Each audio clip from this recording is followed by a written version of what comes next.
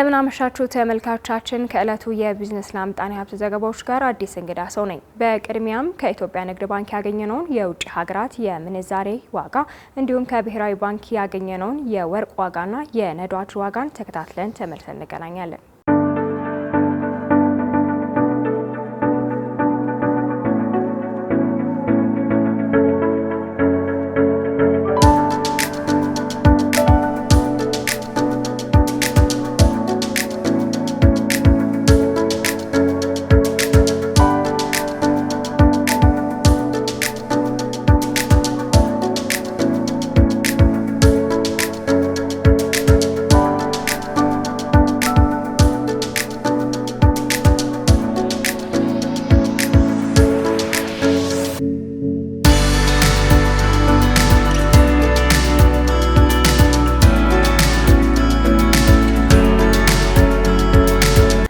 በኢትዮጵያ ውስጥ የኢንቨስትመንት ባንክ ለመክፈት አስቻይ ሁኔታዎች አሉ ሲል ወጋገን ካፒታል ኢንቨስትመንት ገለጸ። በትላንትናው ዕለት ምሽት በአዲስ አበባ ከተማ የወጋገን ኢንቨስትመንት ባንክ ማስጀመሪያ ስነ ስርዓት ተካሂዷል። በዚሁ መርሃ ግብር ላይ ንግግር ያደረጉት የስራ ኃላፊ በኢትዮጵያ የኢንቨስትመንት ባንክ ለመክፈት አስቻይ ሁኔታዎች መኖራቸውን ገልጸዋል። በተለይም በመርሃ ግብሩ ላይ የተገኙት የኢንቨስትመንት ባንኩ የዳይሬክተሮች ቦርድ ሰብሳቢ አክሊሉ ውበቱ ለአሻም እንደገለጹት ከሆነ ሁሉም ሰው ከትንሽ ጀምሮ ወደ ትልቅ ደረጃ እንዲደርስ የሚያግዝ ነው ብለዋል። ቴድሮስ ፍቅሩ ያዘጋጀውን ዘገባ ብርሃን እሸት ያቀርበዋል። በ2016 መገባደጃ ላይ ከተደረገው የማክሮ ኢኮኖሚ ማሻሻያ ከመደረጉ ቀደም ብሎ በኢኮኖሚው መስክ ትልቅ ለውጥ እንደሚያመጣና ብዙ ሰዎችንም ወደ ምጣኔ ሀብቱ መስክ ዓለም እንደሚያመጣ የታለመለት የካፒታል ገበያ መጀመር አንዱና ትልቁ የኢትዮጵያ መንግስት ለውጥ ነው። ይህን ተከትሎ የካፒታል ኢንቨስትመንት ባንኮች በሀገሪቱ እየተቋቋሙ ይገኛሉ። የኢትዮጵያ ካፒታል ገበያ ባለስልጣን በሀገሪቱ ታሪክ ለመጀመሪያ ጊዜ መንግስታዊውን የኢትዮጵያ ንግድ ባንክን ጨምሮ ለ5 የካፒታል ገበያ አገልግሎት ሰጪዎች የኢንቨስትመንት ፍቃድ መስጠቱ ይታወሳል። የኢንቨስትመንት ባንክ ፍቃዱ ከተሰጣቸው የካፒታል ገበያ አገልግሎት ሰጪዎች መካከል ወጋገን ካፒታል ኢንቨስትመንት ባንክ አንዱ ነው። ባንኩ በትናንትናው ዕለት በተሰጠው ፍቃድ መሰረት የማስጀመሪያ መርሃ ግብር አከናውኗል። የኢትዮጵያ ሰነደ መዋዕለ ንዋዮች ገበያ ዋና ስራ አስፈጻሚ ጥላሁን እስማኤል ይህ የካፒታል ገበያ ስርዓት የካፒታል ኢንቨስትመንት ለማህበረሰቡና ለሚመለከታቸው አካላት በሚነገርበት ወቅት ስርዓቱ ውስብስብ ተደርጎ መነገር የለበትም ብለዋል። ካፒታል ማርኬት ለብዙዎቻችን ስቲል ኮምፕሌክስ ጉዳይ ነው እና የወጋገን ካፒታል ሰዎች ነው እየደወሉ ትንሽ አንድ 10 ሺህ ብር 20 ሺህ ብር ካለ እስቲ የመንግስት ግምጃ ቤት ሰነድ የዚህ ኩባንያ አክሲዮን ይሄንን አይነት ድርሻ ግዙ እያሉ ማበረታታት አለባቸው፣ ማቅለል አለባቸው። ስለዚህ ይሄ ሪሊ ኮምፕሌክስ የሆነውን ኢኮሲስተም ማቅለል አለባቸው።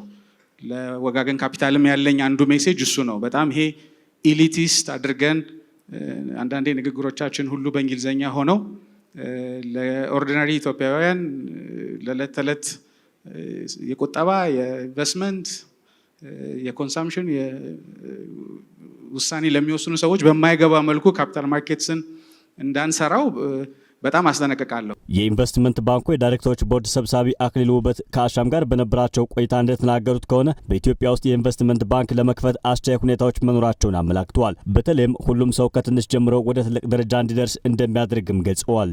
ሁኔታዎች እንግዲህ አሉ። አንደኛ ካፒታል ማርኬቱ ተቋቁሟል። ኤክስቼንጁ እንዳልኩት የራሱ አውቶሪቲ ያለው ለዛ የሚያስፈልጉ የሬጂስትሬሽን የዲማት ሁሉ ያለቀ ነው። በአዋጅ በህግ የተደገፈ ነው። ፓርቲሲፔት ሊሆኑ የሚችሉ አካላቶች ሁሉ እየመጡ ያሉት።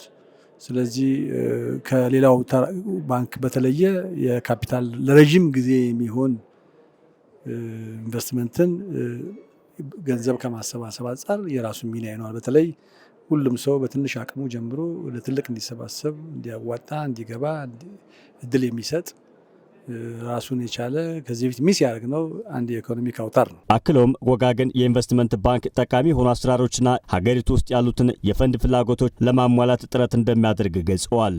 የመጀመሪያው ሊስትድ ባንክ ሆኖ ከዚህ በፊት እንደምታውቁት ሊስቱ ላይ ታይቷል። ከዛ ቀጥሎ ደግሞ የመጀመሪያው ኢንቨስትመንት የሆነ ሰብሲደሪ ባንክ አቋቁሟል። ይህ ሰብሲደሪ ኢንቨስትመንት ባንክ አገሪቷ ውስጥ ያሉትን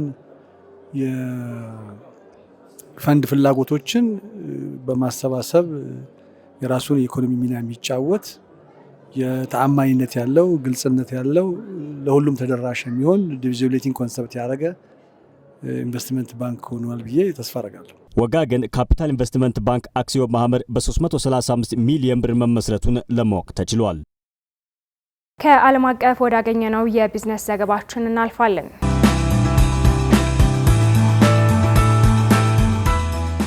በግብጽ ያለው የዋጋ ግሽበት መጨመሩ ተነገረ። የግብጽ ስታቲስቲክስ ኤጀንሲ እንዳስታወቀው የግንቦት ወር አማካኝ የሀገሪቱ የዋጋ ግሽበት ወደ 14.9% ከፍ ማለቱን፣ ይህም በሚያዝያ ወር ከነበረው 13.9 ጭማሪ ማሳየቱን ገልጸዋል። ለዚህ የዋጋ ግሽበት በምክንያት የተጠቀሰው ቀደም ተብሎ የተደረገው የነዳጅ ዋጋ ጭማሪ ነው። ከዚህ ቀደም በተለያዩ የነዳጅ ምርቶች ላይ እስከ 15 በመቶ የሚጠጋ ጭማሪ የተደረገው በዓለም አቀፍ የገንዘብ ድርጅት በተጠየቀው መሰረት መሆኑን ዘገባው አመላክቷል።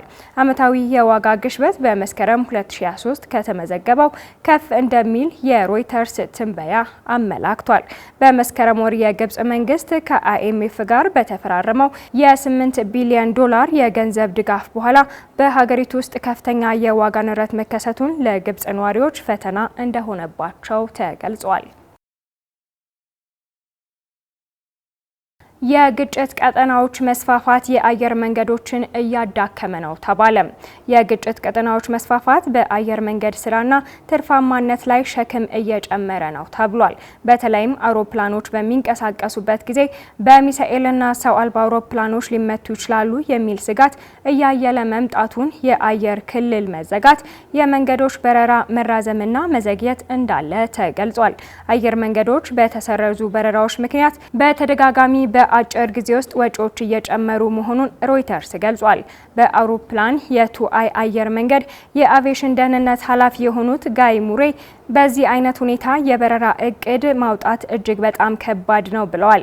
በዚህም ሁኔታ የአየር መንገድ ኢንዱስትሪው በተገመተው ሁኔታ ያድጋል ማለት እንደማይቻል ገልጸዋል።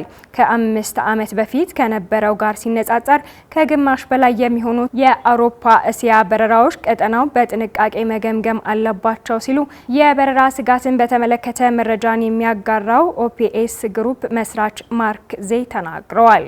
ዘገባው የሮይተርስ ነው። የቢዝነስና ምጣኔ ሀብት ዘገባዎቹ ተጠናቀዋል። አብራችሁን ስለቆያችሁ እናመሰግናለን።